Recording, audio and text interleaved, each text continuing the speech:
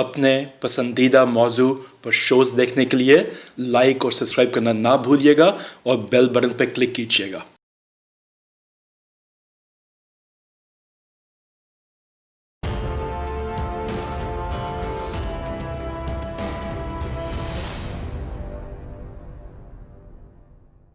حقائق T V اور مہمان ہمارے جناب نور محمد قصوری صاحب جو بے نظیر بھٹو صاحبہ کے ایڈوائزر رہے۔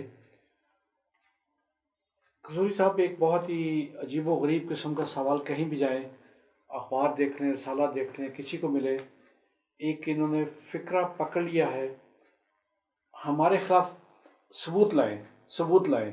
نواز شریف بھی کہتا ہے،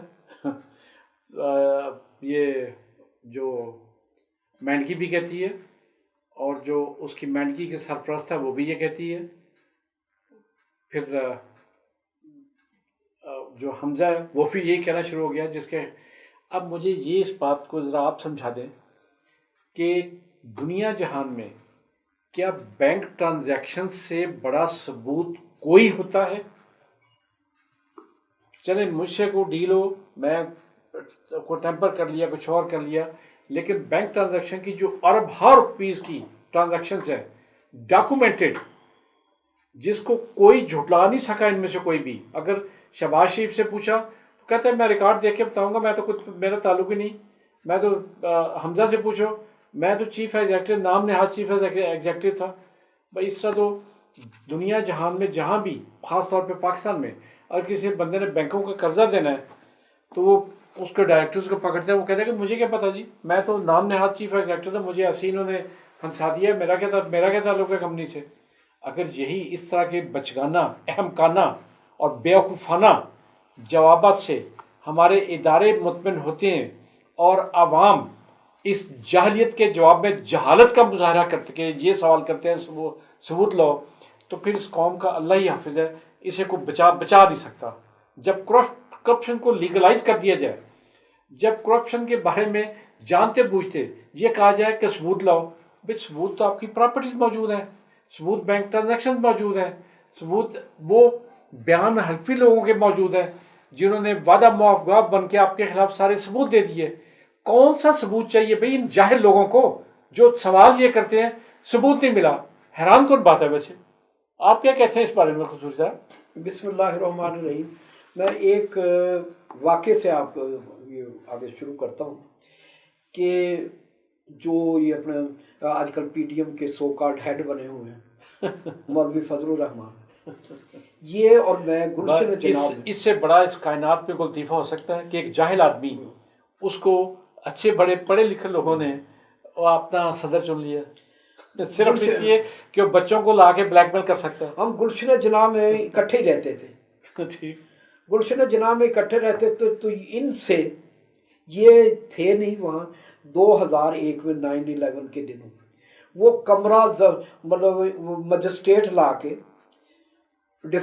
یہ وہاں مطلب ہاؤسنگ پی ڈبلیو ڈی کے بھی ڈیفالٹر تھے، ٹیلی فون کے بھی ڈیفالٹر تھے، وابڈا والوں کے ڈیفالٹر تھے، گیس والوں کے، مطلب 4 یا 5 یوٹیلیٹی کے ڈیفالٹر۔ تو انہوں نے یہ کیا کہ اس کو زبردستی اس کا وہ کمرہ سوٹ خالی کرایا اور اس کا سامان باہر رکھا۔ یہ ان کے پاس اس زمانے میں ایک دینی جماعت کے دینی عالم کا جو اپنے آپ کو عالم کہلاتا ہے، یہ اس کا کردار۔ لیکن وہ چند دنوں بعد 9/11 کے بعد وہ مطلب ہے کہ سمجھتے ہیں کہ وہ اداروں کو اس کی ضرورت پڑ گئی، تو یہ جناب اس کو ہیلی کاپٹر بٹھا کر پھر وہ ریسٹور کیا گیا، یہ وہ ایک غلط۔ لیکن کہنے کا مقصد یہ تھا کہ اس زمانے میں اس کے پاس 50,000 یا 60,000 روپے بھی نہیں ہوتے تھے۔ اب جب میں یہ پڑھتا ہوں کہ اس کے بلین آف روپیز اکاؤنٹوں میں، ہزاروں ایکڑ ایگریکلچر اور کمرشل لینڈ اس کے پاس، اس کے بھائیوں کے پاس لینڈ کروزر، اسلام آباد، لاہور، کراچی، ملتان اور ڈیرہ اسماعیل خان میں بنگلہ جات، تو یہ کوئی کیسے آ گئے؟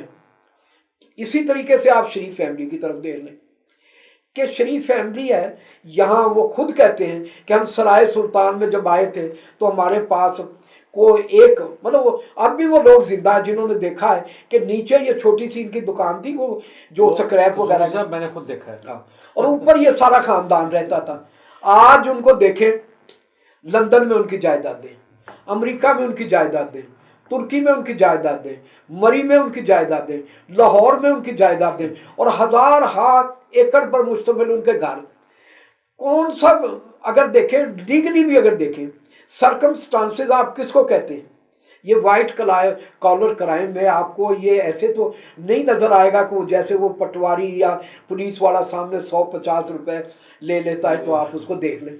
जाहिर है वो प्लानिंग से रिश्वत ली जाती है, ठेकों की शक्ल में, दूसरे मफादात जो पहुंचाए जाते हैं तरक्कियों की शक्ल में, इन्वेस्टरों की नॉमिनेशन में, सेनेटर्स की वो एक तरीकाकार है। तो जाहिर है वो ट्राई एंगल बना के मुख्तलिफ तो उसके, लेकिन उसका जो आपने कहा है जैसे कि नैब ने या ये एंटी करप्शन के हमारे इदारों ने इनके खिलाफ ट्रांजैक्शनों के सबूत एक नहीं दिए, लातादाद, वो अरब रुपए। जब वाजिद जिया ने वो इंक्वायरी एहसान साहब की 10 वॉल्यूम, तो वो इतने हैवी थे वो वॉल्यूम सबूतों के, वो जो लाए 10वां वॉल्यूम क्यों नहीं खुल रहा अभी तक? अच्छा, वो जब लाए गए ना सबूत, तो वो बंदा कोई उठा नहीं सकता था, तो उसको बकायदा एक रेडी पर रख के लाया जा रहा था, वो आज भी कौम ने देखा।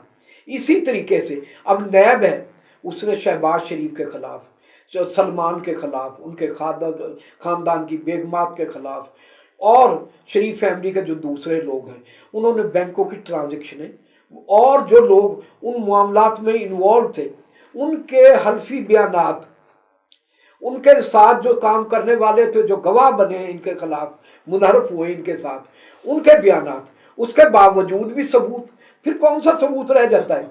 अब तो ये एक किस्म का ये धौंस धांधली है, लोगों को बदमाशी है, गुंडागर्दी है। आप इसको सीधा सीधा कहें कि ये इन लोगों की गुंडागर्दी है।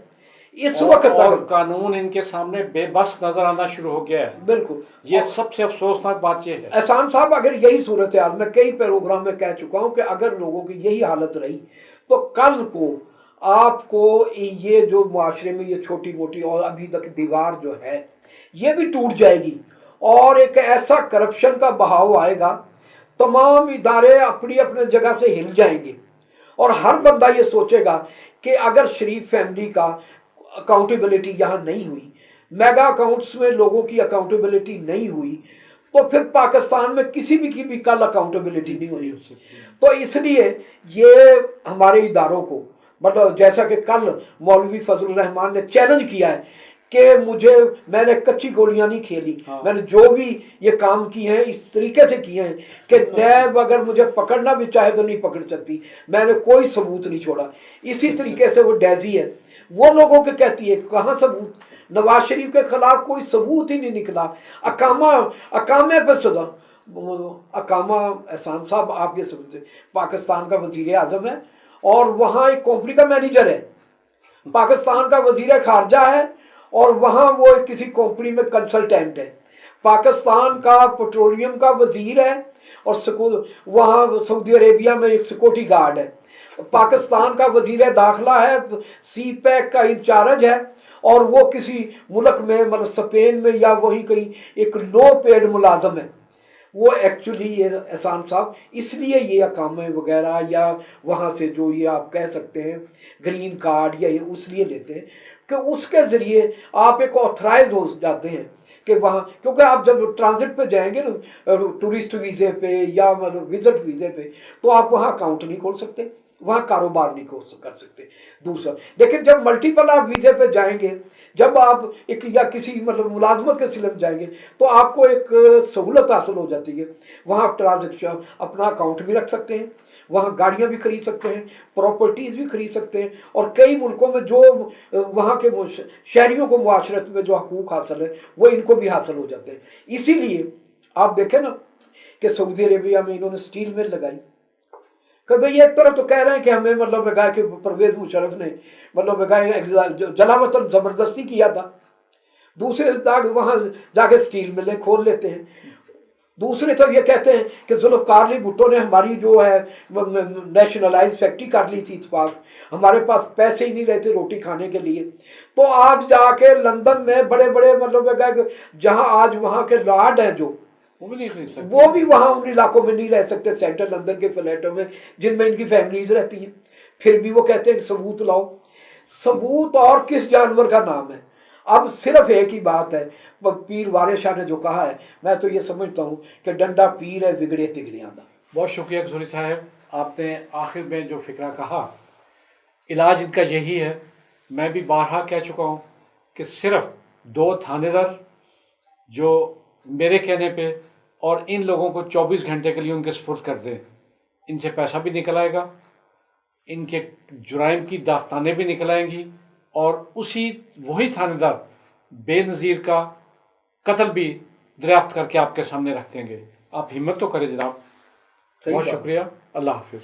अपने पसंदीदा मौजू पर शोज़ देखने के लिए लाइक और सब्सक्राइब करना ना भूलिएगा और बेल बटन पर क्लिक कीजिएगा।